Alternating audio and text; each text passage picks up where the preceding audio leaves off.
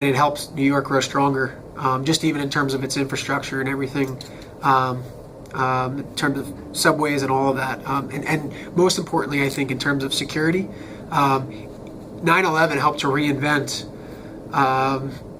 infrastructure security, emergency management, and what we know today. It also brought on things like TSA as far as security within airports.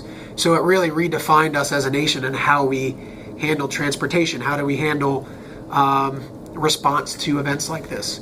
So there were positives, I guess you could say, that came out of it, but those were years down the road.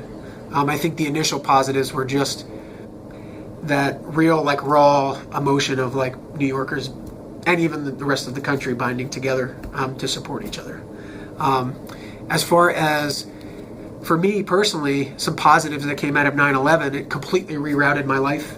I decided to leave New York City, and I went home for a semester, took some classes at a community school because I was affected by it in a way that just was pretty substantial.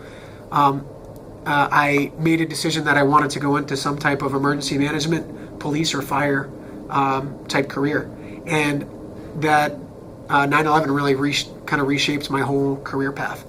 I ended up going to Keene State College, where I got a degree in safety studies and studied fire science and emergency management. And I ended up spending 2 years studying that in a shipyard, actually, in Florida. And then, based on my experience, I applied to a job at the Port Authority in New York, New Jersey, who run basically all the bridges and tunnels for New York City. They run all the airports, and they were the largest stakeholder in the World Trade Center property. It was an opportunity that would have been 6 years later, after 2001, for me to come back to New York City after living in New Hampshire and getting a bachelor's degree, living in Florida, gaining experience in fire science and emergency management, and then coming back to work for the Port Authority on emergency management, infrastructure security, and most importantly, and I think what was just so passionate for me, was to be able to work on building Tower 1, the Freedom Tower.